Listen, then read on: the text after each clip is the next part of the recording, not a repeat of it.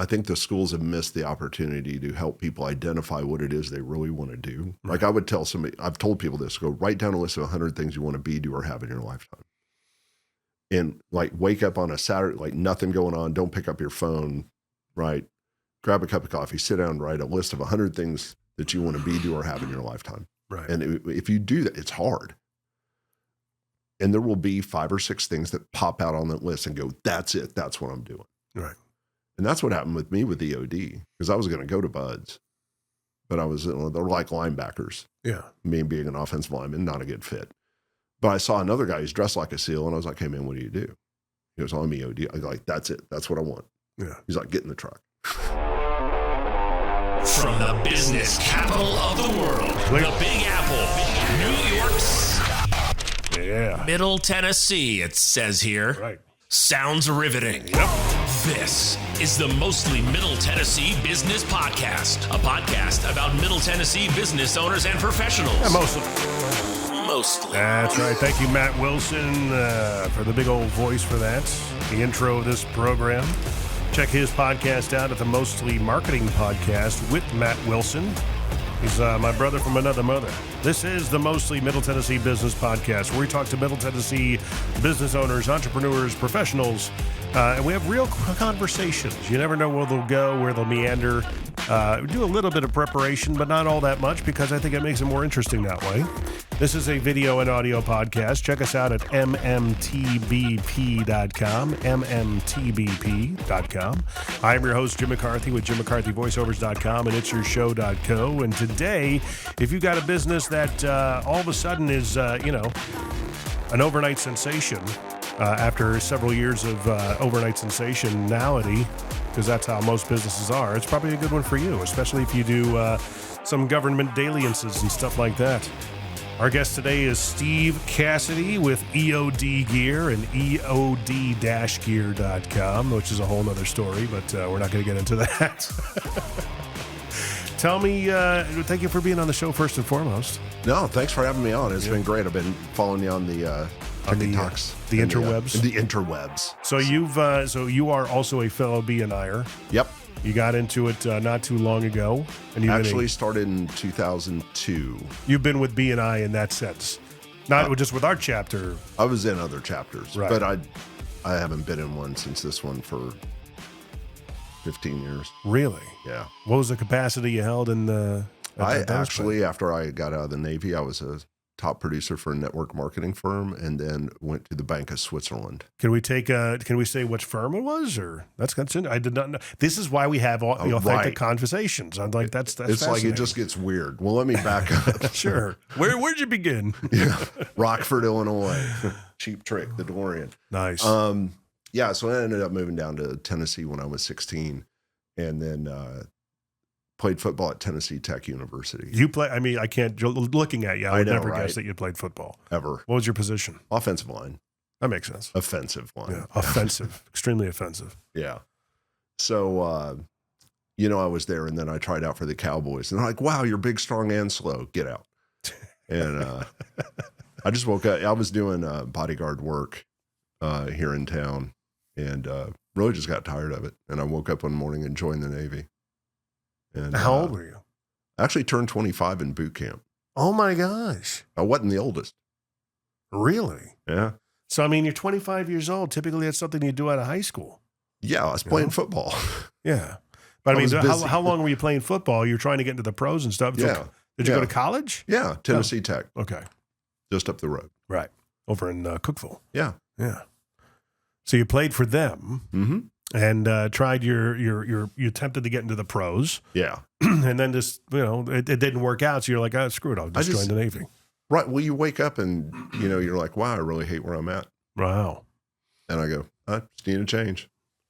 Didn't you like it? I mean, it was just because it didn't work out. Was it? No, I love football, but that's not it can be a professional career. Yeah. It's a costly one. Not for long. That's what it stands for. Right. Yeah. And I knew that. And I love football, but there had to be more out there. So I had to go find it. Right. And I did. And the Navy kind of provided you that path. Well, it was the path I took. Yeah. I think if you talk to anybody who's in the real Navy, they would not agree that I was in the Navy. Oh, really? Oh, yeah. My dad served in the Navy. And when I came home to visit him from jump school, he's like, now let me get this straight. You're a machinist, mate. You're a diver, and you jump out of airplanes. Mm-hmm. I go, yeah. He goes, you know that's not the real Navy. I go, yes, I do. What's the real Navy? Like the guys who ride in the big gray thing that floats in the water. Right. Right. I spent 42 days at sea, and I was never ship's company. So basically, I never even had a job while I was on the ship. Right. So, what did you do on the ship? I just rode there, and then we would go around to different ports, and then I would dive on the ship. Right. Where I would go meet their divers or their military. So you'd hang out pretty much. Pretty much, yeah. That's kind of cool. So 42 days at sea, that's a long time. 2, 3, well, it was broken up over 2 trips. So I had 2 3-week cruises. I was thinking all at once. No. Not at all. I mean, they typically, what about the guys, they spend that kind of time on those ships anyway, 6 right? months, year. Oh my gosh. Yeah, I have no clue what that's about. That's amazing to me. So I was doing that. I had a 2-bedroom villa in Sicily overlooking the Med, gated community, protected by the mafia. Thank you for your tax dollars. Yeah, that's, who's got it better than you? Right. My goodness. Dive pay, demo pay, pro pay, jump pay, hostile fire pay. I mean, it was stupid. What would compel you to leave the Navy? I mean, you kind of fell into a great situation. Yeah, I married a girl. That'll do it. Yeah. Yeah. Did you find her over there or? No. Online. Online? Yeah. It was clearly before pictures were on Match.com. Were you in the Navy before 9/11 or after? Before. Before. Yeah. I was actually out right before 9/11 happened. Oh, really? Yeah. Oh my goodness. Yeah. I mean, that had to be like, what went you through your mind when that happened? Well, I was actually doing a radio show. Really? And then all of a sudden my phone starts blowing up. And I'm like, hey, I don't know what's going on, but we're going to end the show. Right. And turned on the TV, saw the second plane hit the tower. That was when I tuned in. Where were you at that time? Nashville. Oh, so you were in Central Time. Yep. Because I was on Pacific Time. Mm-hmm. And no, I didn't. When I tuned in, enough time had passed where I saw the second tower fall. That's when I found out. Yeah. Because we were 3 hours behind. And that everything for us happened at 5 a.m. and I got up, I went and worked out. And once I got, my cereal and everything, I ate breakfast before I was working for a talk radio station. Oddly enough, mm-hmm. I didn't get a phone call. I found out by media that I watched on TV in the morning in my apartment. Right. No phone calls or anything like, hey, get in here. We got a big day ahead of us. I don't know what that says about me, but what an interesting day. So how long before 9/11 did you get out? I actually got out in April of that year. Oh, wow. And, but I called my old boss, Billy, and I still stay in touch with him today. Right. And, he's like, well, I got your number. I'll call you if we need you. And it just went on.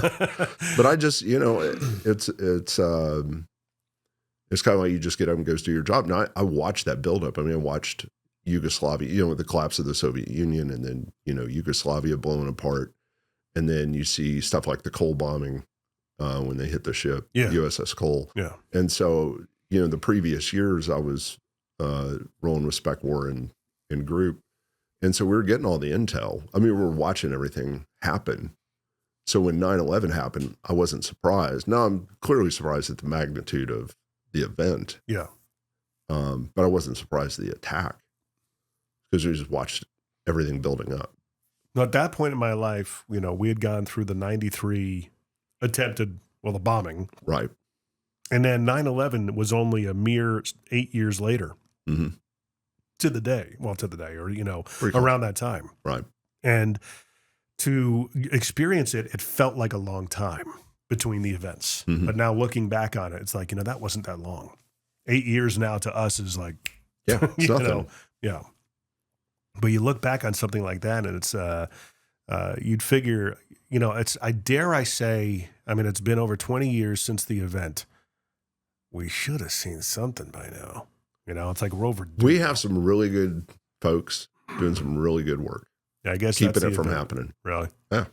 I guess that would be the event that made that put that stuff in place. Yeah. Yeah.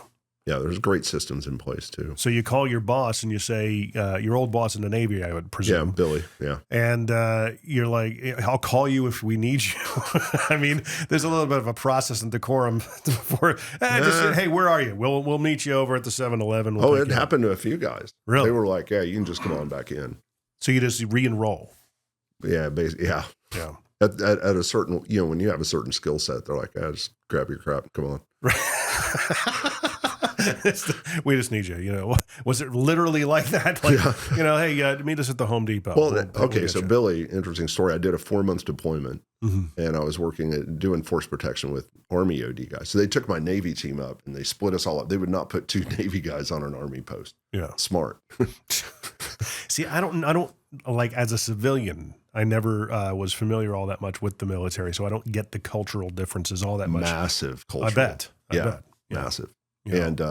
And I'd like to stir the pot, so right. I cause problems. I don't get that from you at all. Yeah. So I'm on a 4-month deployment, and then the night I come back, I stop at a party. It was on the way back to my 2-bedroom villa overlooking the Med. I thank you for your tax dollars. I'm not sure if you mentioned that before. And so Billy comes walking out with a 5th, and he hands it to me. He's like, "Hey, welcome home." And I'm taking a drink. He goes, "You're leaving." I'm like, come on, man.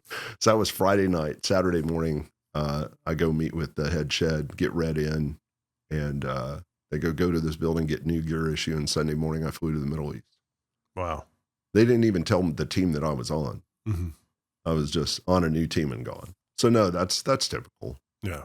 You just go where hey, you're going to go work with these guys today. All right, I'll see you later. So you actually did get back in? No, this was actually while I was in, but no, I didn't get back in. I stayed out, and then I was at the Bank of Switzerland and left there, traded in the starter wife, and went back into defense. Went to Blackwater, did a quick reaction force, QRF, for State Department for EOD. And in 2007, it was getting really bad in Iraq, and I almost went bach in. But then they were like, you have to go back through EOD school. Mm-hmm. And I'm like, I supply equipment to them. Yeah. Like all the instructors, I was their instructor. Right. But so it just didn't work out. Right. So I just stayed out. But I kind of stayed in defense since then. I would imagine. I mean, you in your time of being a teenager in high school, did you have that kind of inclination to, like, well, the military is an option, but am I going to take it that seriously? I more drove geopolitics.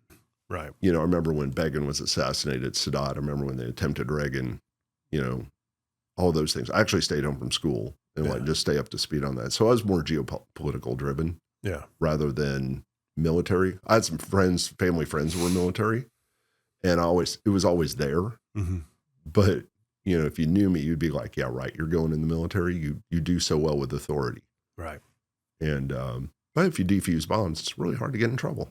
Right. So what are you going to make me do? Defuse bombs? I guess that would be the worst thing is they don't let you do that. Right. So it's hard to get in trouble. Right. So, I mean, football was a good outlet, at least. Oh, yeah. Yeah. But, it was, that's what I wanted to do. That's what I knew. Yeah. I kind of always knew I'd be an offensive lineman. Yeah. I was always a big kid. Yeah. Quarterback, running back was out. No. Tight end, I can't catch a cold, let alone a football. You guys got to be the the pickup trucks on the front line, right? While the Lambos and Ferraris try and get around. Yeah, yeah.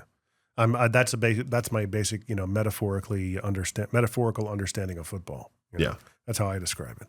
So you get out of the Navy, you're progressing. Did you start the business then, or did you do a couple other things? I had a business. Like I said, when I first got out of the Navy, I'd already started with a network marketing firm, mm-hmm. and did really well with them, and then.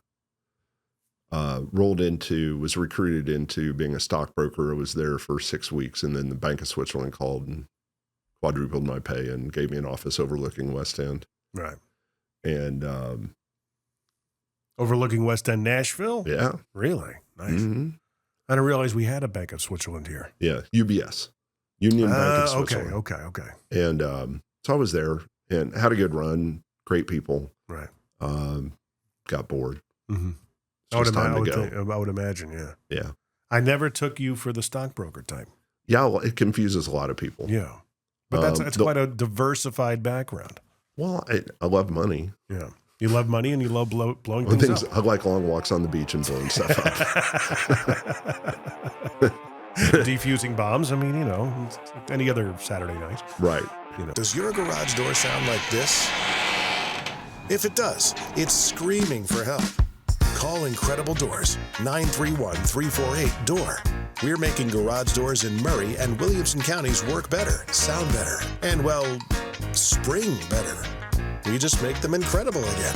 Incredible Doors in Spring Hill. When your door's springs break, you need remote reconnections, opener installation, or just about anything to do with your garage door, go to IncredibleDoors.com or call 931-348-DOOR. Follow us on Facebook for specials on maintenance visits, keypads, and other items. 931-348-DOOR. So you move forward with that, and then after the banking world, when did that end? That was probably around 06. Oh, God. You got out like just in time, major calamity events, Yeah. It's like 06. I mean, you're 2 years ahead, but I mean, my goodness. Right. The meltdown of the financial markets. Exactly. And everything. We were watching 10-year Treasury. Right. And we're like, this is not going to go well. Right. And it was bad. But could you see the indices that, like, I've watched The Big Short probably 9 times. Right. And every time I watch it, I pick up something new because it's such a complex thing that happened. And some of the things they even explain in the movie are, they name these things to confuse everybody. Mm-hmm. So we can seem more important than everyone else, even though they're very basic principles. We have to make them seem confusing so they need us.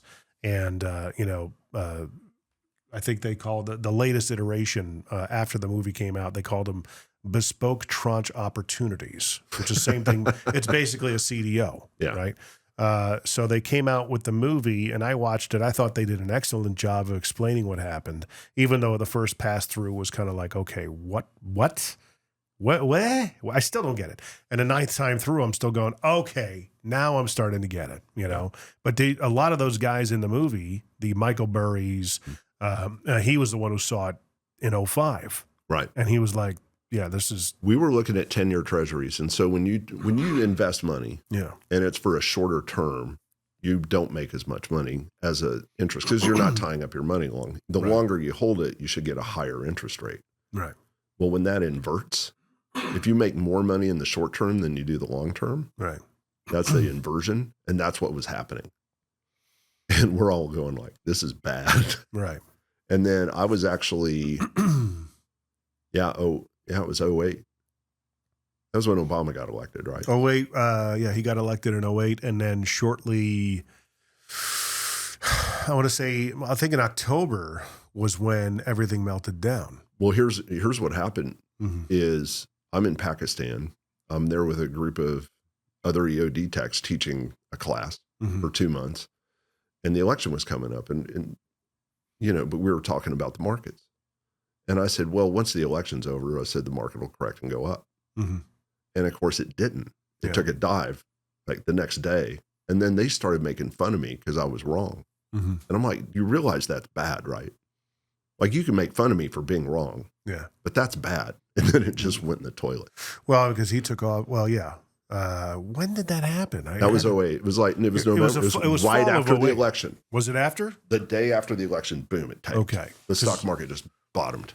But imagine seeing it 3 years ahead of time, right? Well, we were watching it. Yeah. I mean, it's like that movie, the biggest stress that you feel in that movie is why aren't the rating agencies giving it the ratings that these things deserve? And that's when they started uncovering all the fraud. Right.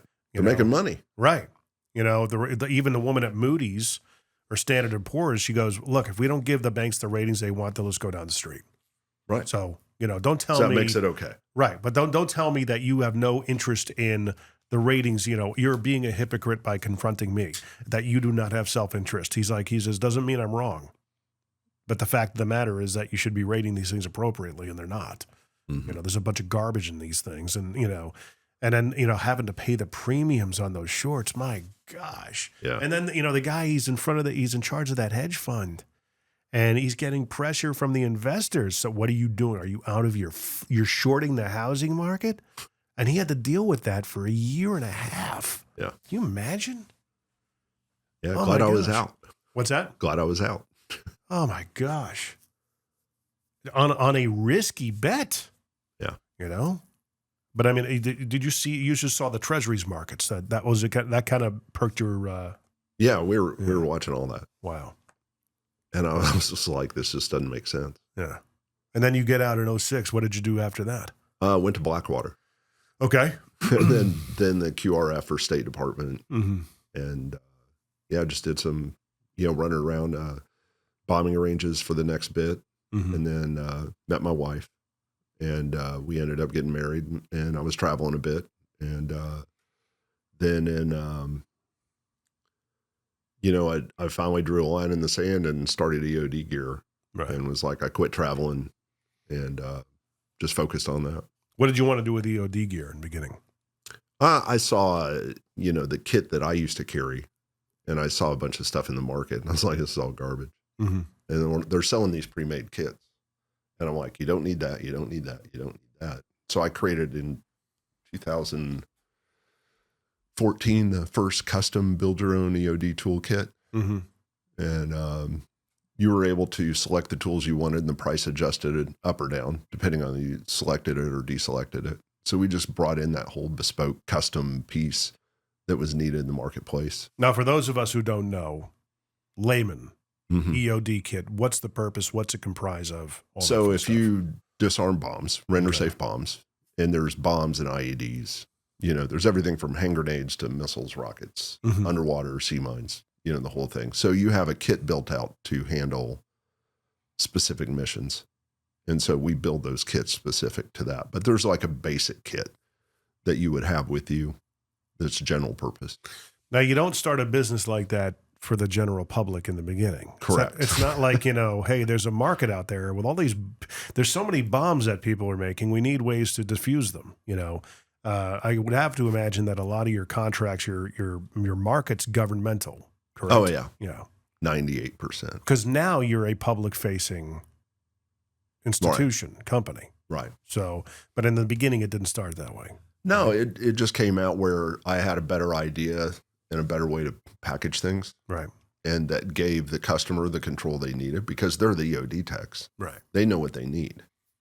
And there's other people who are building these kits who don't necessarily have that background. Mm-hmm. And I'm like, well, let me fix this. Right. Right. And that's kind of what happened. So it turned into specialized tools and then custom kits. Then we created our own line of pouches, bags, packs.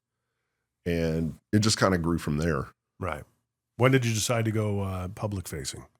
As far as like how you are now, I think we always have. I'm shameless. Yeah.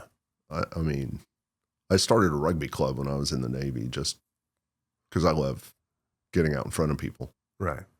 I think it's been public to my group. Yeah. And of course I started doing SEO work back in 2004 with my own websites. Mm-hmm. And so I got really good at it.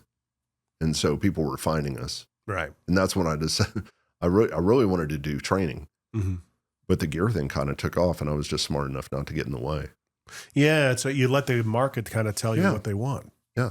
Especially because you were an online store, I would imagine, to a certain extent. Well, yeah, you should have seen the lab in my garage.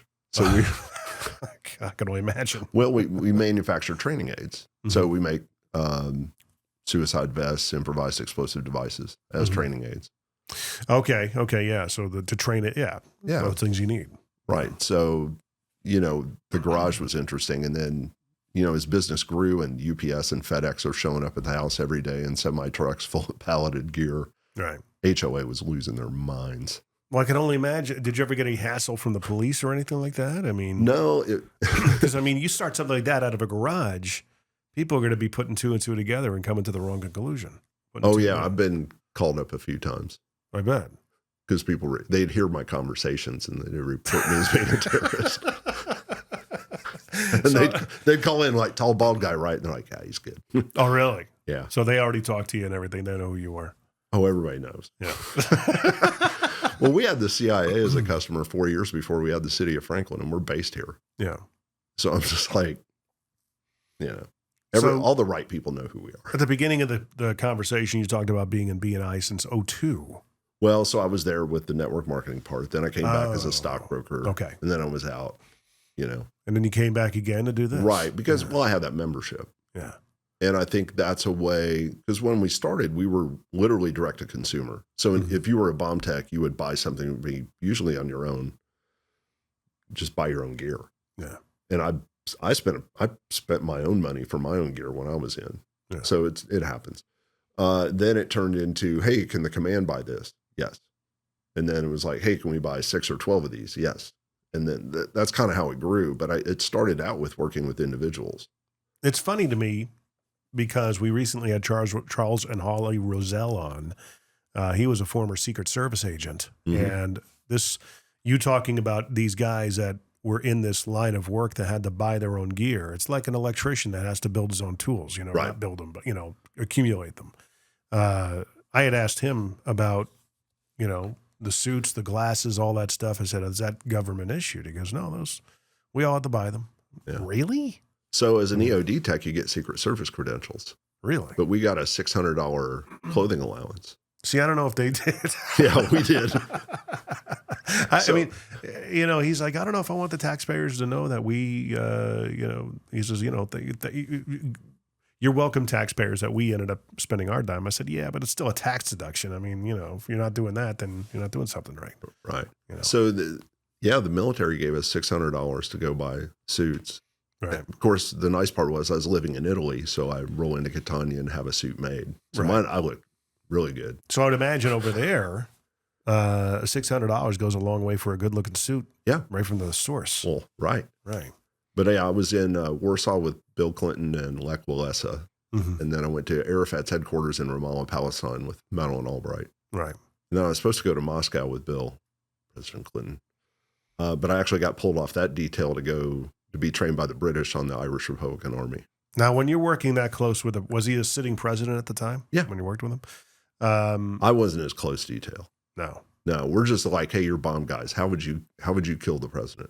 Right. Go walk around and make sure it doesn't happen. Oh, so they're actually putting themselves in the role of how do we put ourselves out of business in a way. Right. Yeah. Interesting. So it was fun. So you got to work relatively closely with him. Yeah. I guess closely enough to call him Bill, maybe? Or? That's what I didn't vote for him, so I'll call him Bill.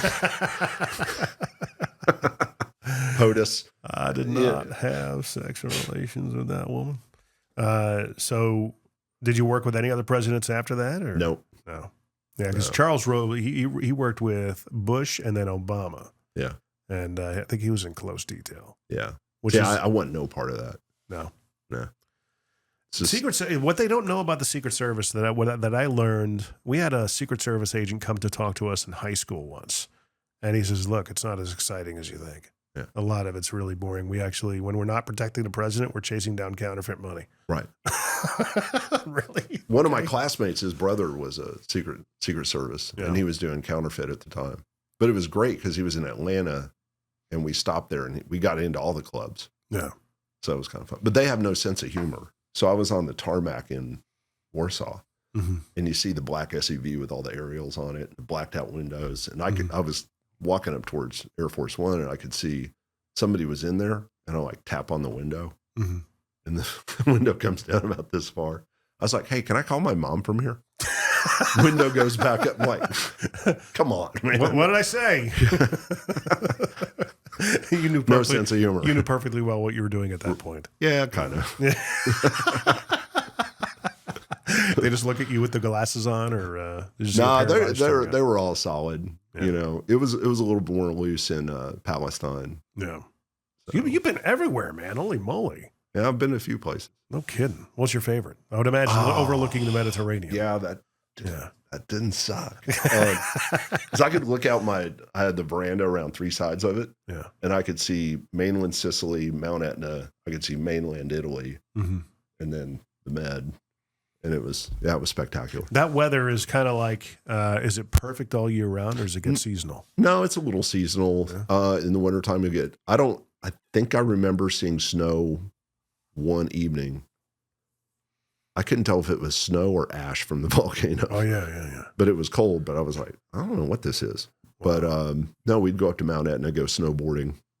And then we would fill up our pickup trucks with snow and then take it down to the beach and make snow dunes, stick all our bottles in it, have beach parties. That's very inventive. That's innovative. Yeah. I would never think to do that. But We had then some again, killer parties. yeah. So, I would imagine. My goodness. It's a dream of mine to go to that particular part of the world at some point. It's, I love it. The food's great. Love Italy, love France. Greece at all, or was in Greece, stopped in there on one of those 3-week cruises. Oh, really? Yeah. There's a guy on another show that I produce, the Rich Redmond Show. Check it out, richredmond.com/podcast. We talked to a drummer. His name is Mike Tirana, and he came up throughout the 80s. I want to say a bit of the 70s, but I always knew him as a drummer that advertised in Modern Drummer for giving lessons, but he also was a metal guy. So he played with all these underground metal bands. And occasionally, right now, he's living his best life as like a 60-some-odd-year-old guy on TikTok and YouTube doing all these fun drumming videos. He's got a massive following because he's just a fun guy to watch. He's in great shape. He's got this, thinning mohawk thing that he does, but he lives out there in Italy. And he says, we walk everywhere. The food is fantastic. You don't get fat from it. Right. Well, there's 5,000 or 6,000 chemicals that they can legally put in our food here that is illegal in Europe. Really? Yeah. So the food quality is totally different. It's like, that's a good reason alone to move there. But at the same time, what are you leaving? Oh, yeah. So and they have a way they do things. Right. So there is a trade-off and you have to be okay with it. I love Europe. I would like to move there, but if I move there, what are you giving up? Well, if I'm there in one place more than 180 days, EOD gear becomes subject to dual taxation. Oh, really? That's not happening. Yeah. I have to keep moving. People always ask, like, what's it? Because I lived in Italy for 7 years, and everybody's like, what's the difference? And I go, well, here's the difference. And I can ask my Italian friends this, can I move to Italy and start a business? And they're like, no. Right. And then, if you're a goat herder, guess what? Your dad was a goat herder, your grandfather was a goat herder, your kids are going to be goat herders. If you're a doctor, it's because your parents and grandparents were a doctor. Your kids will be doctors, not because they earned it. Mm-hmm. And this is what I explain to people in Europe is if you're a goat herder, and you have $1 billion idea and you can get to the United States, put it on paper, somebody will help you achieve it and cheer you on along the way. And they're like, no. I'm like, yeah, that's the way it works. That's what's different here is the opportunity that you have here. Yeah. Because they have a system like you're locked in. There is no choice. No, really not. Wow. So but you even have to be as a mayor, you can't start a business over there. Well, I mean, there's too much bureaucracy. There's a lot of that and taxes, and then how much do you depending on the country. Spain's very friendly for nomad entrepreneurs. Right. One of my old friends said Liechtenstein. I'm like, how's the food? Mm-hmm. I mean, it sounds like it's going to be very German and fatty. Yeah, I don't need schnitzel every day. But I mean, they're in great shape too. Yeah. The women look great. So plump. I like Italy. I like France. Spain's a party. Is it? Yeah. See, Spain and Portugal are countries I've always wanted to go to. South of France, I wouldn't mind checking out. I don't, seeing the beaches of Normandy would be a fantastic thing. I feel no draw to go to Paris. I feel no draw to go to Britain, Great Britain, London, anything. I wouldn't mind seeing Ireland. Israel is definitely on the list. Israel's fun. I bet. Israel and Sicily, high desert terrain. Yeah. If you want to take the cheap trip, go to Yakima, Washington. When I was there, it was like, wow, this is just like Sicily. Really? Yeah. See, it's that whole Mediterranean vibe. Really? Yeah. Go there. Good wine too. Because we went to Paso Robles recently, my wife and I, and it's, wine country. Mm-hmm. And the hilly terrain, I said, if I were to go to Italy, I would imagine it to be like this, like very brown hills, almost looking like they're sun drenched, too Right. dry. Yep. But that's, I guess, very an environment that's conducive for wine in a way. I guess it's how Italy is too. Right. So, Those but areas. you have Sicily, then you have like the Tuscan region, Right. Rome, and then you get up north into the Dolomites and then to the Alps. It's just an amazing country. Yeah.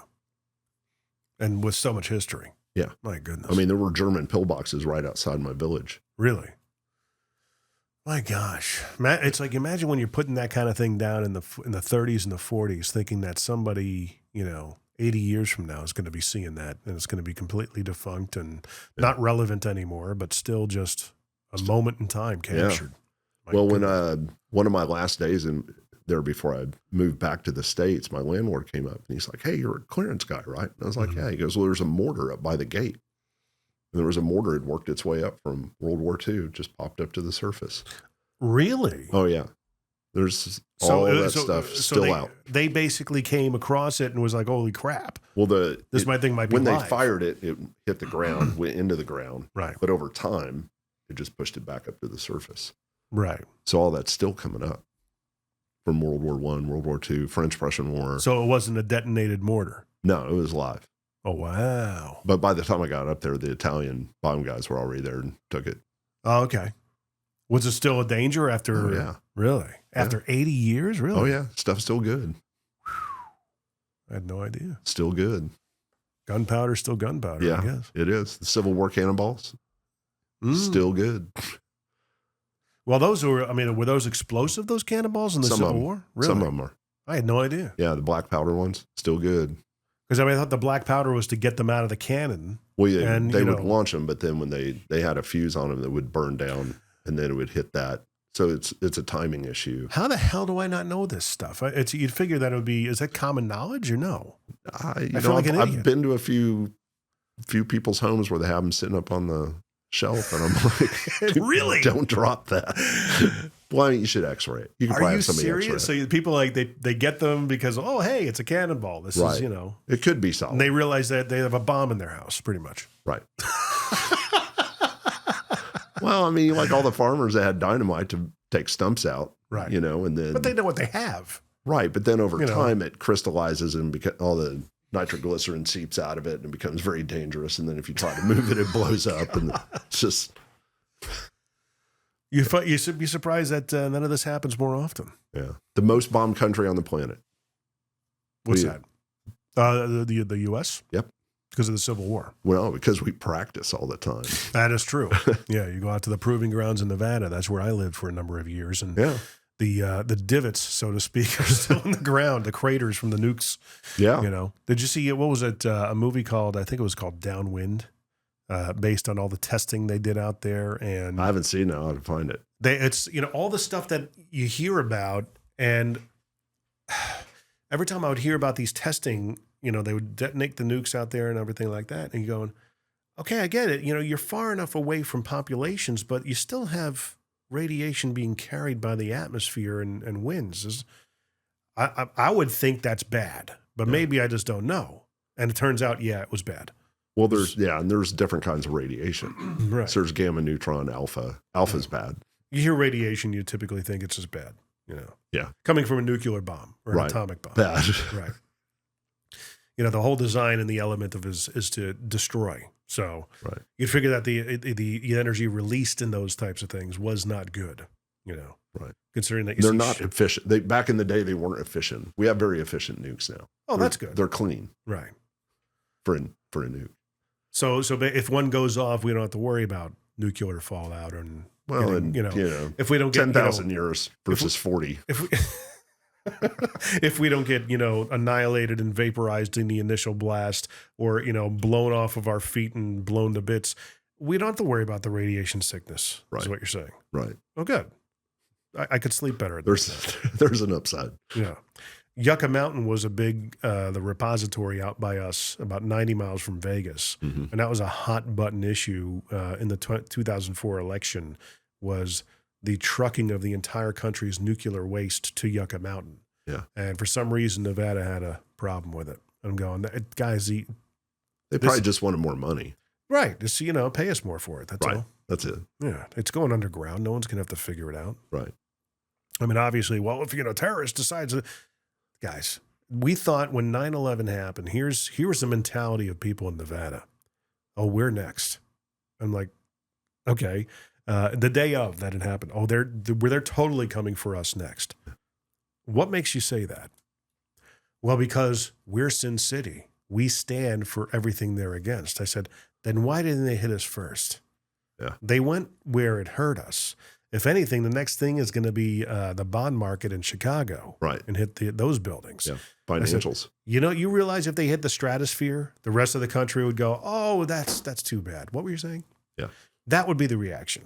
And then he said, well, they're going to go for the Hoover Dam. I said, you fly a plane into the damn Hoover Dam, no pun intended. Yeah. It's not going to do a damn thing, no Right. pun intended. You know how thick that thing is? Yeah.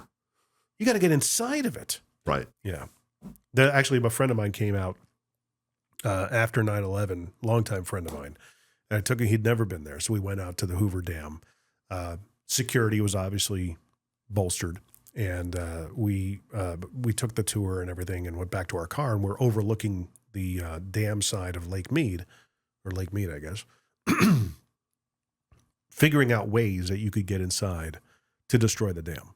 Like, well, you could put a scuba boat up beyond the buoys, and conceivably you could take some C4 and sneak it in underneath the water, open up one of the grates and just pop it in on a timed explosive, speaking completely ignorantly, and blow out one of the butterfly valves, and out the lake just drains, And at some point we were like, we should probably stop talking about that.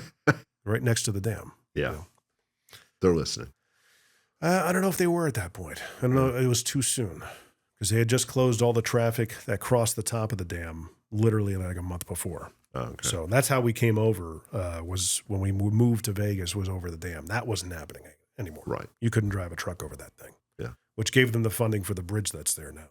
So, but Italy, man, that is a destination country for me. I was there a year ago. Had to go to Bratislava for a NATO conference. Yeah. And I asked my wife, like, hey, you want to go to Bratislava? She's like, no. Where's Bratislava? Slovakia. Okay. And Eastern Europe, former bloc. former bloc. And I said, well, why don't we stop at the Amalfi Coast on the way? Mm-hmm. And so that's what we did. That sounds exotic. I'm so ignorant. I apologize. No, it was a blast. Yeah. I mean, we had like 140 steps from the road up to our flat. Right. So like anytime you want to go somewhere, yeah, you got your steps in. And I absolutely loved it. Well, the Amalfi Coast, I've heard of it before. So it's Naples south. Mm-hmm. So you hit Amalfi, Minori, Salerno, Sorrento, that whole kind of bit. And then if you go further north, you have, the Riviera, Portofino. Yeah. Riviera, I have heard. Yeah. Yeah. And so Amalfi was great. That was on my list of places to go, but it was so touristy. I'm like, I'm never going to live here. Right. So I would probably find, if I was to go back, I'd probably go a village or two down. Well, you got people here that go to Destin and the Panhandle of Florida, which for the longest time was not a destination for anybody, but now it's become mega popular. Yep. What are those places in Italy that weren't popular but now are? Ooh. Are there redneck Italians over there? Sicily. Yeah, Sicily. Yeah.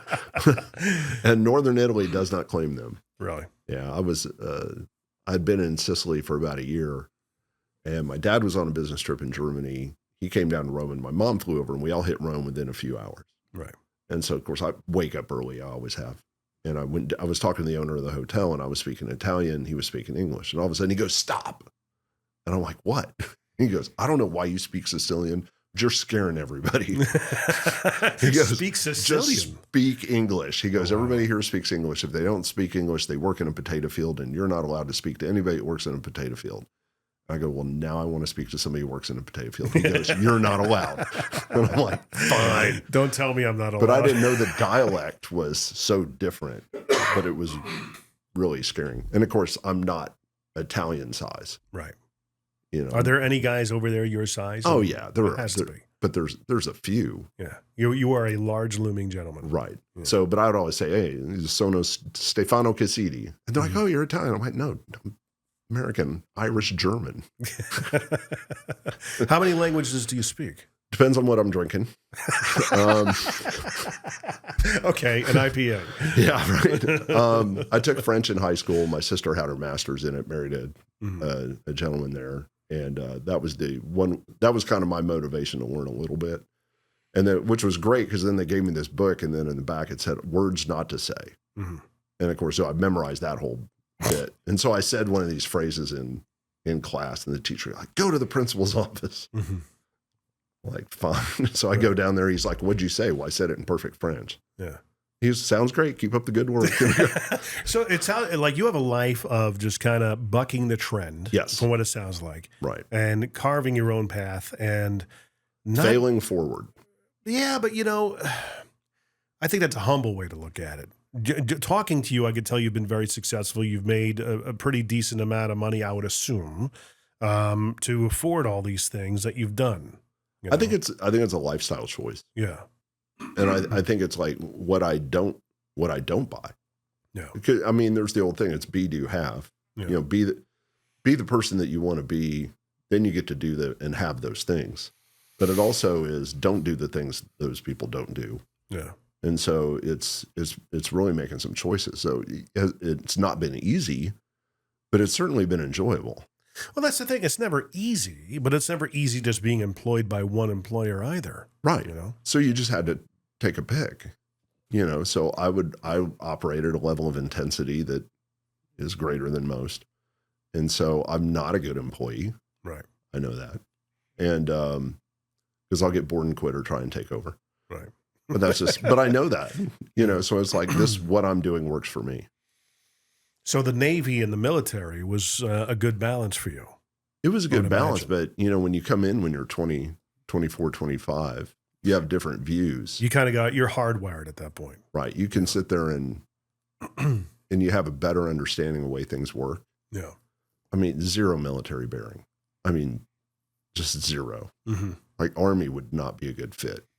I mean, I'd cause them so much stress just being around them. We had a guy in a former business the partner I had at the time was a Marine. And this guy comes in. I'm trying to remember. I think he was Army, Navy. I think he was in the Air Force. And they got talking.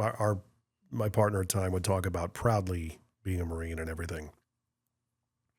And they got talking about that. And I guess the guy who was applying for a job, who ended up getting the job, which is funny, he ended up coming with us here for a season.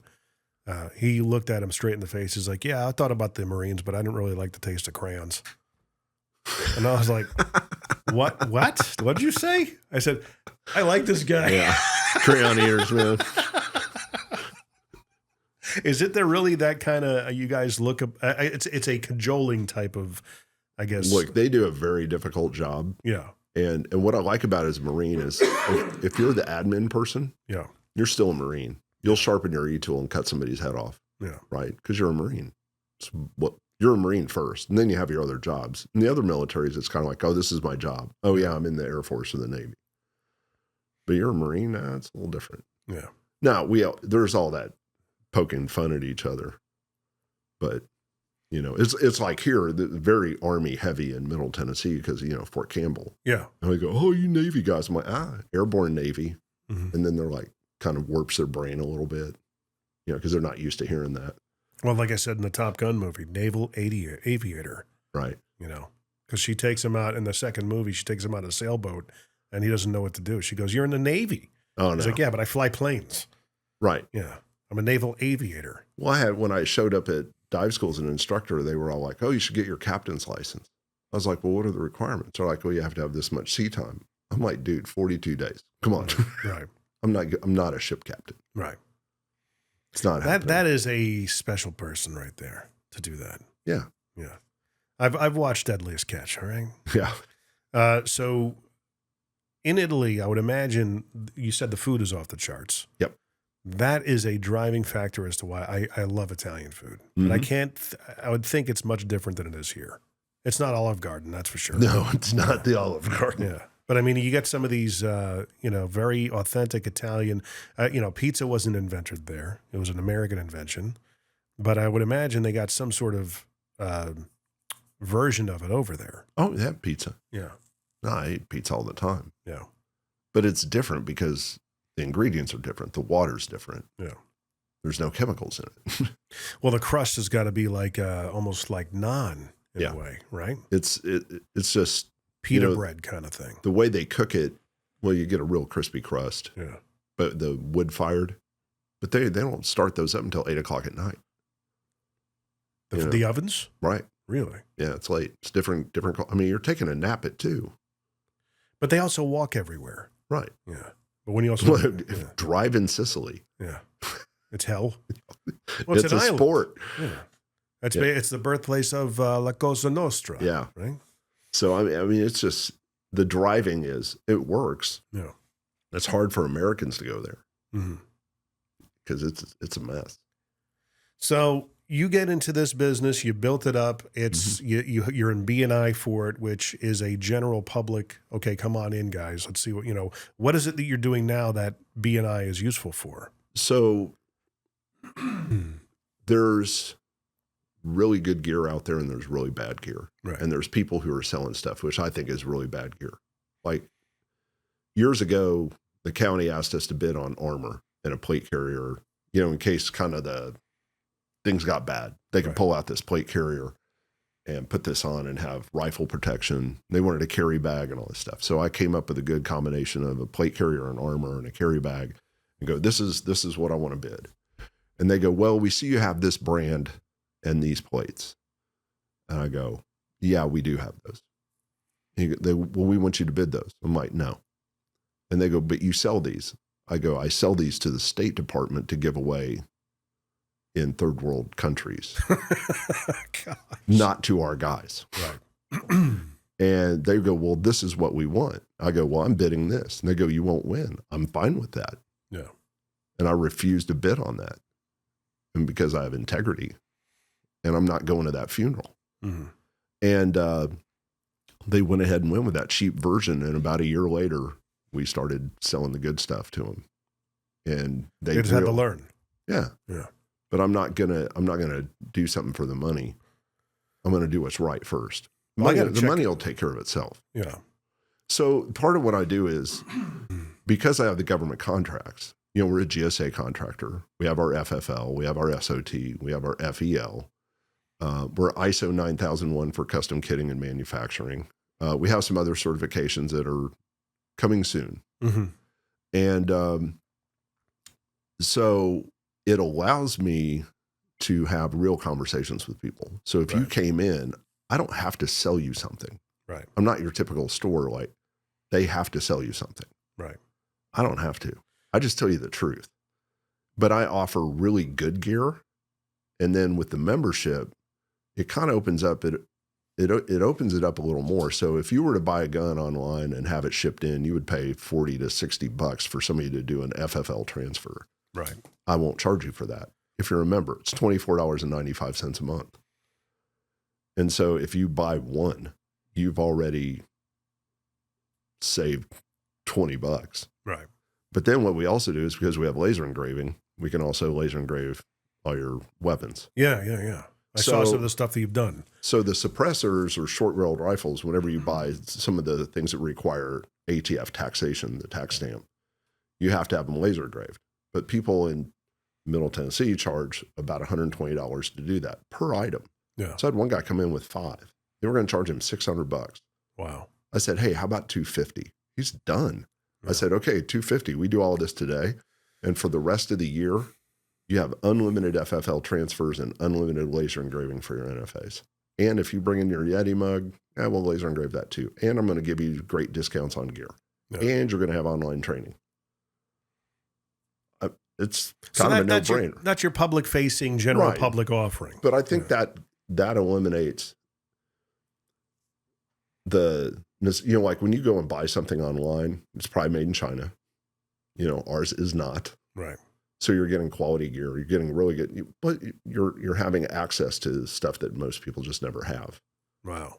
And so that's what we do. So I'm end user driven, and whether it's, a civilian who has never been in the military or law enforcement or public safety to, guys that have been out, know better, want good quality stuff, like no quality. Yeah. And that's who we're trying to serve.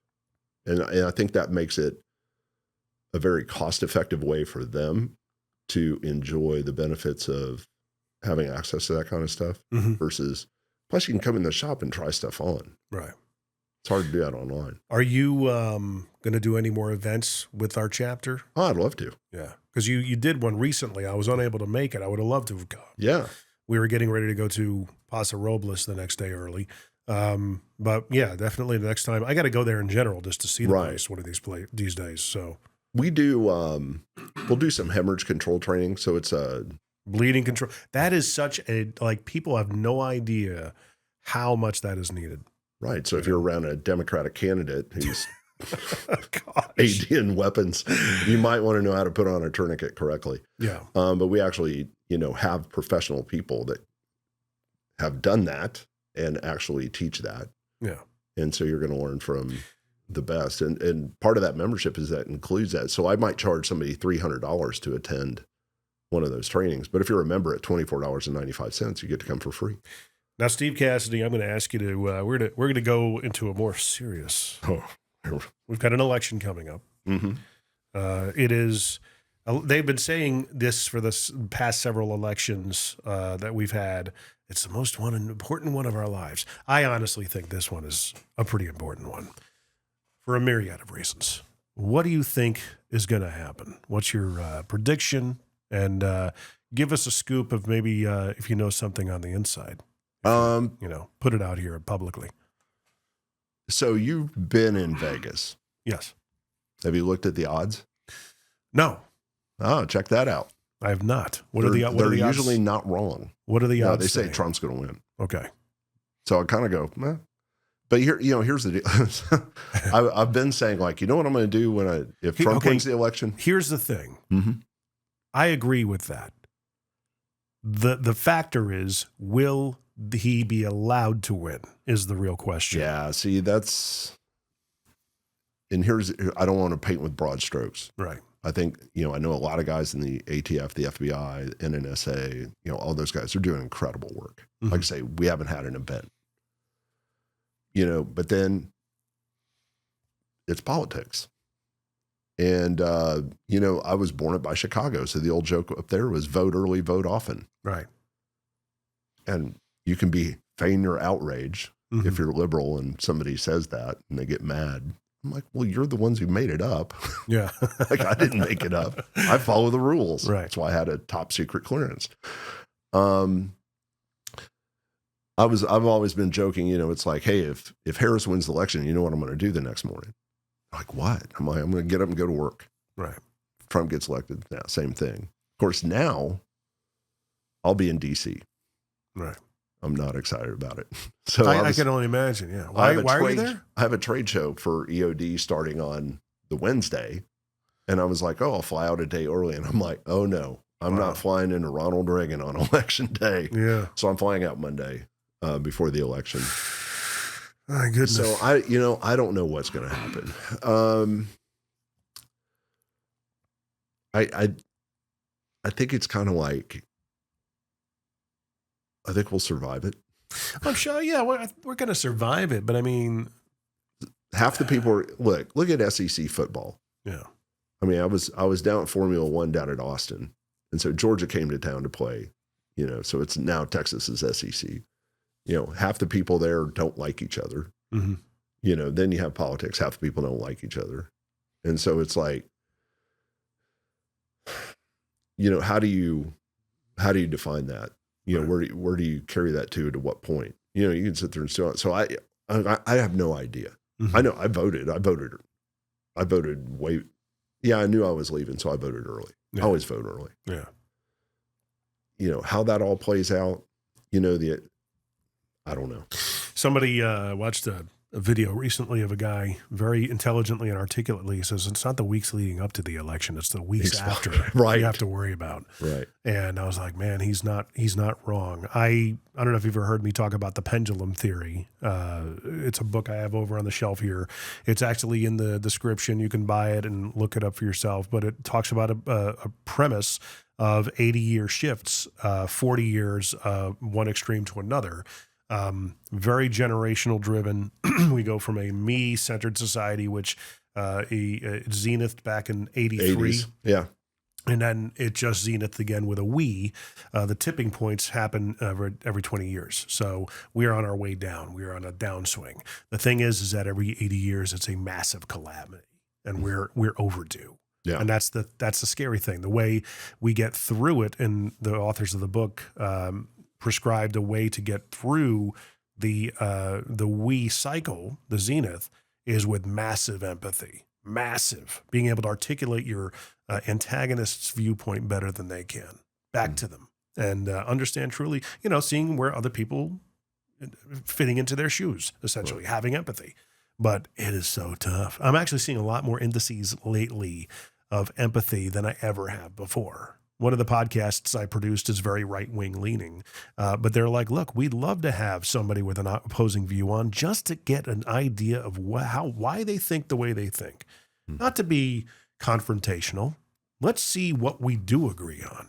Right. And those conversations need to happen. Like the vice presidential debates, there were several moments where they were like cool with each other. Mm-hmm. And that's kind of, I'm wondering if we're like, this country is so politically fatigued. Oh, yeah. You know what I mean? So I hope we can get through it without a calamity. I think it's real easy to be outraged right now. I think everybody's struggling. I think social media makes it, gives people a platform that probably shouldn't have a platform. Right. That is a big problem. And I mean, if you're just going to be outraged for numbers, then, I don't have time for you. Right. And, I'm just trying to run a business and take care of my family and, do what's right, for our end users. Yeah. And I just focus on that. And I think look at just religions. And, there's this broad spectrum of diversity, which is great. But at the same time, if you take offense to, just stop being offended. Yeah. I mean, look at comedians. Can't even crack jokes anymore. I think that's actually part of what the book talks about, is that by the time we get to this point in the cycle, it's when we've taken a good thing too far. A good thing being established at the tipping point. Yeah. Well, hey, this is fresh. These are fresh ideas. We feel like we're all aligned. We all kind of agree that it's kind of got to move this direction. What was in the past is kind of like tired and old. Let's move in this direction. I don't think you erase the past either. No, you don't. But I mean, that's the reason why people repeat the history, is because we don't have an intrinsic tactile ability to understand it. We know of it. And I said this on a previous podcast. We don't know, nor will we ever be able to know what it's like to wonder every day if we're going to be speaking German. We will never know what it's like to get board a boxcar, right, and wonder where we're going, or if we're ever going to see anybody again. We're never going to know what that was like. We can read about it. Right. We can make movies about it. We can hear about it from people who actually witnessed it or are a part of it, but we will never intrinsically know what that's like. And that's why we repeat history. Yeah. It's telling somebody, hey, don't touch the stove because the stove is hot. And they do it anyway. Right. Then they learn. Yeah. Well, I just wanted to see what your idea of hot was. Yeah. That's my philosophy anyway. If you want to try something really scary, drive in Nashville on a rainy Friday afternoon. Right. Drive in Nevada when it rains. My goodness. It's like driving on snow. Yeah. So the oils come up. So I don't know. I think I believe in the country more than I believe in any politician. Right. And I think everybody in this country is pretty good. I think we all have a pathology attached to us, and we're all in a different place in our lives. But I think the middle, the people that aren't extreme are going to basically start shutting down the extremist sides. Like, okay, you're just, like you said, you're just you're being outraged because of numbers. Right. And that's going to be identified. I think the media is a huge problem. Yeah. And they're as culpable as anybody because they're trying to stir it up. Well, it's revenue. Right. So if you have agency, and I mean, like, look, I'm on a show. You have the podcast. Yeah. I have a podcast. I have websites, and I mean, everybody has a voice. Yeah. I think it's what you do with it. I'm not trying to like be controversial for the sake of being controversial. I truly think and feel this way. You know what I mean? That's the authentic integrity that I'm bringing forward, is that I truly think we need to have a purple conversation. You know, not that I agree with a lot of blue ideas. I'm very red, but I'm like, guys, this has been taken too far. Yeah. We got to start being friends again, being human to each other. You know? Yeah. So how do you start that? Just having conversations. A lot of it starts with take the damn politics off of comment sections. You're not going to change anybody's mind. I don't care who you are. I mean, let's have a conversation in person about the notion of, does social media help, and do you think you're really changing people's minds? Because you're not. Right. I don't think you're changing anybody's mind. A man convinced against his will is of the same opinion still. Right. It's a famous quote, and it is true as the sky is blue. We got to do this in person. Yeah. Okay. And you got, as Jesus said, you will know them by their fruits. Yeah. Your actions have to speak louder than words. Okay. If I'm willing to sit down with you and have a conversation, I have a podcast who hires us, and it's called Blue Lift. Check them out. And a lot of her ideas I don't agree with, but she's a fantastic person. Mm-hmm. I really enjoy it when she comes here. She's delightful to talk to. Her guests that come on are very delightful. They get a feeling of where I stand on things, that I'm not exactly in agreement, but I don't hold it against them. Yeah. It's like, look, if you want to talk about with me, you know, maybe you'll change my mind. Maybe I'll change yours. But until we have that conversation, I'll respect you. As long as you respect me. That's where we need to begin. Yeah. And that conversation has to happen. You know, my kids are not exactly, you know, they 18-year-olds will traditionally, screw, our parents didn't know what they were talking about, blah, blah. You know, we all do that. Right. So they're kind of going in their direction. And my daughter, she's kind of like, not in your face about it, but cajoles me about it. And I say, Cam, you know, we just need to start getting along. And that's what needs to happen. And I said, if your generation starts leading a conversation, I want it to be that. It doesn't need to be, you know, I'm this and I'm unmoving. You know, we got to be able to, we got to coalesce, you know. Mm-hmm. So I think that, to answer your question, I think that's where we need to begin. Yeah. So the next couple of weeks, we'll all know. We will. It's coming. Whether we want it or not. Yeah. It's not fun. You know, all the markets out there are kind of, everybody is, right now we're going for a very tight time economically, I think. And I think it's being felt by a lot of people. Mm-hmm. There's almost like a recession feel, if not a recession. And I think a lot of people are feeling that right now because of this election. Yeah. You know, and that should tell you about both candidates. Well, that, and then coming into the holidays, which adds extra stress. Yep. You know, so it's a tough time to see why a lot of people are not real happy. So. Yeah. But you know, you take advantage, you take gratitude for what you have. I mean, you have certainly had a life. I have another thing I talk about, the have 2 years versus your get 2 years. And I jotted it down here. You have led a life that by design, it sounds like, that you were able, you accelerated your get 2 years in a way. Yeah. And I commend you for that. Well, I appreciate it. I think it's a choice. You know, when I was 9, I got my first C in school. Mm-hmm. I was like, well, this ain't going to be my last. But it didn't matter to you. Right. It didn't. And my teachers, I'm 9, and they're like, well, you need to make better grades so you can get into a good school and get a good job. I'm like, I don't want a good job. I'm going to own my own business. But the thing is that, you know, you're 9 years old. Not everybody has that kind of self-awareness. Right. Gosh. And I mean, my parents were great. You know, Dad was in the printing business. Mom was a nurse, worked very hard. Yeah. Great parents. And, but I was like, the math ain't working for me. Yeah. And so I was like, well, I'm just not doing it this way. Right. So I just did it my way. Was it easy? No. Was it easy fun? Anyway. Right. Yeah. And so I would rather just do to thine own self be true. Right. And so I know me. And of course, that's been a journey, is like, you know, why am I like this? You know, but then if you take the Colby A or the Enneagram or any of those kind of tests, then you go, oh, okay, that's why. Yeah. But I love to help people unless they don't want my help. Right. They don't pour gasoline on them, watch them burn.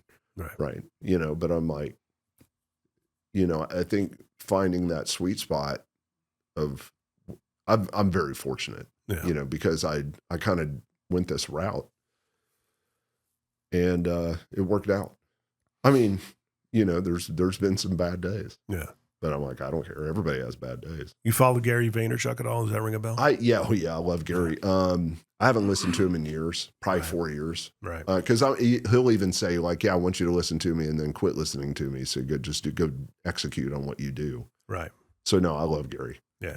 Because he talks a lot about that self-awareness. Yeah. And I think a lot of that, my kids are, I said, one of the things I instilled in them over the years is that I don't care if you go to college, I want you to know who you are. Right. That's the utmost important thing to me, because when I went to high school, it was like you and I probably experienced, got to go to college, got to get a good job, yada, yada, yada. And it was in their best interest to put as many kids into the college industrial complex as possible. Right. Whereas I just didn't feel like that was my thing. Yeah. And my gut told me that. And I just didn't listen because my parents wanted me to go. The teachers wanted to. I'm like, I just don't feel like, okay, I'll go, and it didn't work out. We wasted money. I think it's, I think the schools have missed the opportunity to help people identify what it is they really want to do. Right. Like I would tell somebody, I've told people this, go write down a list of 100 things you want to be, do, or have in your lifetime. And like wake up on a Saturday, like nothing going on. Don't pick up your phone, right? Grab a cup of coffee, sit down, write a list of 100 things that you want to be, do, or have in your lifetime. Right. And if you do that, it's hard. And there will be 5 or 6 things that pop out on that list and go, that's it. That's what I'm doing. Right. And that's what happened with me with EOD, because I was going to go to Buds, but they're like linebackers. Yeah. Me being an offensive lineman, not a good fit. But I saw another guy who's dressed like a SEAL, and I was like, hey man, what do you do? He goes, I'm EOD. I was like, that's it. That's what I want. Yeah. He's like, get in the truck. But I mean, when you identify what it is you want, but if you're not put in a position to be able to identify what you want, you're just being told what to do or what sounds cool or looks good on paper, then you're screwed. Yeah. How many people become lawyers because their family was lawyers and then they hate being lawyers? Read Max Tucker. Are you familiar with Max Tucker? Rings a bell. He was a lawyer. Well, he went to law school. His dad was a lawyer. He wrote, I Hope They Serve Beer in Hell. Mm-hmm. Anyway, funny read. Yeah. But I think if you get put in that position where people are telling you what to do with your life, and if you listen to them, it's kind of on you. But the schools aren't going to teach somebody to like, hey, I'm going to teach you how to set goals so you can go accomplish the great things. Right. They just want you to follow along. Well, now that Williamson County, I think, has got I think it's the EIC, Entrepreneurial Center. It's like for kids that are entrepreneurial minded. I think they need something like that for the trades again, bringing that back for sure. Trade school, at least shop class has to come back. Well, they have the, I just bought my second CNC. I have a lathe coming in on Tuesday. Right. And so I was down at the race in Austin. I ran into the engineering people from Tennessee Tech. Mm-hmm. Of course, I walked by the engineering building, but they use those same machines. And so they're training all their engineers how to run these, and they have them here at the schools as well. Yeah. And so I'm trying to find people that want to pursue that technology side and apply it to being an entrepreneur. And, if there's anything we can do to help them, because I think that's a big missing part. So as long as they do it correctly and they give them, you should do this. I wouldn't say that. Yeah. But I think if the schools can give some of that guidance to the shop, but the technology side, and whether it's coding or writing, programs for CNC, creating stuff. I mean, plumbers make good livings. Yeah. Not glamorous.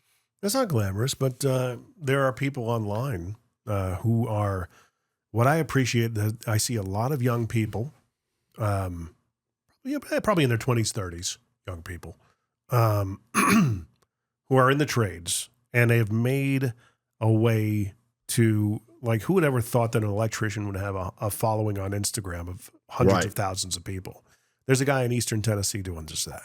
That's awesome. Tennessee electrician. He's online. I'd love to have him on my show at some point. If he ever, we've already talked about it. I said, the next time you get to Nashville, let's have you on. I think he's got like 500,000 followers. That's great. For an electrician. But he sets up a camera on a tripod and he'll let it just do a time lapse of him just dressing down a panel or bending conduit, that kind of stuff. Because it is an art. I mean, you see a good looking panel done right. Correct. It looks gorgeous, you know, because I used to do that kind of work. I still do to a certain extent. So I have an appreciation for what it takes to bend the wires at a perfect 90 and make sure they're cut to fit and everything. Oh my goodness. You need to come out to the shop and see how our boy's doing on the install. Oh yeah? Doing the electrical. Enrique? Yeah. Nice. Yeah. Nice. It's pretty. It is. When it's done right, it can look really nice. Yeah. You go into a Costco or a Home Depot, look up. Yeah. And look at all those pipes that run alongside each other. Guys, that is an art form. Yeah. It does take a lot of skill to make that work. Yeah. You know? And it's, look up next time you're in one of those stores and have an appreciation, because I bet you nobody does. Yeah. You know, to see that for what it really is. How many people do you have working for you there? I think there's 9 of us. Good for you. Yeah. Good sized company. Yeah. Yeah. It's, we're kind of in this weird spot of shifting, bringing in the manufacturing piece. We've been fabricating some stuff, and now we're getting into, more of the manufacturing side. And a year ago, the CNC part wasn't even on there, right, to make these specialized tools for EOD. And now I'm sitting there going like, oh man, we're going to need a bigger building. Yeah. Do you own the building? No. Yeah, that's the hard one. So probably looking at, we're in 4,000 square feet. We're probably gonna have to look at something like 50. Yeah. But not in Franklin. Mm. Lewisburg. No. No, because honestly, it may be worth having it in Franklin just because there's so much talent here. Yeah. Like, who doesn't want to live here? Like, I've had engineers walk into our shop and they go, oh yeah, I'd work here. Well, they got the Spring Hill Commerce Center that's coming down the line. Yeah. That's going to be a big industrial part of the town. Yeah, I'll have to get read in on that. Yeah. I don't know anything about it. So it's literally 2 minutes from here. Really? Yeah. Yeah. So right in your backyard. I mean, right down a little bit farther south. I mean, I said Lewisburg because it's prime opportunity to get in right now. Yeah, I looked down there years ago. Yeah. But it was there's not a population base to support. It would be a commute. Well, it's a commute, but then, we found out we're being sponsored. So, like I had a security clearance when I was in. So I had top secret and critical nuclear weapons design. So I found out we now have a sponsor for our company to have a security clearance. Mm-hmm. So it starts getting a little more strict on who we let in the building. Right. I see. And so it's kind of like, and I love Franklin. So I'll probably try to keep it here. But like you start talking about facilities, trying to find one. It's pricey. Yeah, I know, but we'll see. It'll be interesting. Like, ask me a year from now. Yeah. Well, hey, if you want us to have this facility, then you got to pony up, guys. Yeah. And you also have a podcast as well. Yep. Improvise, you said? EOD Gear Improvised. There you go. Improvised explosive discussions. And what is it, what kind of conversations do you have on it? I've had a guy who, personal account of stepping on an anti-personnel landmine. Mm-hmm. We had another guy who's multiple PhDs from, I think he was originally from Indonesia, talking about geopolitics. We had a mercenary turned ammo manufacturer. Mm-hmm. Really nice guy. Mercenary turned nice guy. And so yeah, it's just this broad spectrum of just kind of in our lane. But it's not. But it's the schedule is also very improvised. So it's kind of like when I have time. Right. Whenever we get around. Whenever we get around to it. How many episodes? We're in our 5th or 6th season. Oh, okay. Yeah. How many episodes per season, roughly? Probably 8 or 9, I guess. Okay, so about 40, 50 episodes or probably. so. Something like that. Over how much time? Yeah, that 5 years. Oh yeah, you got to pick up the pace. Yeah, well, I'm kind of busy. I know. Yeah, I've got DC coming up. I've got SHOT Show. We exhibit at SHOT Show in Las Vegas. Right. Is that the one in January? Yeah. I've been to that show. Yeah, 100,000 of your closest friends. Yeah. Everybody's got a gun. Everybody's got a gun, and they got all the latest and greatest tech out there. The first time I shot a fully automatic weapon was, I think around that time, we had a guy that came to the radio station that was running for U.S. Senate, Kenneth Wegner, never forget him. And the guy who was backing him was a local gun store owner. And he invited us out to go shooting out in the desert one day. And Nevada's a machine gun state. Right. You can literally go in the middle of the desert, and fire at some mountains if you like.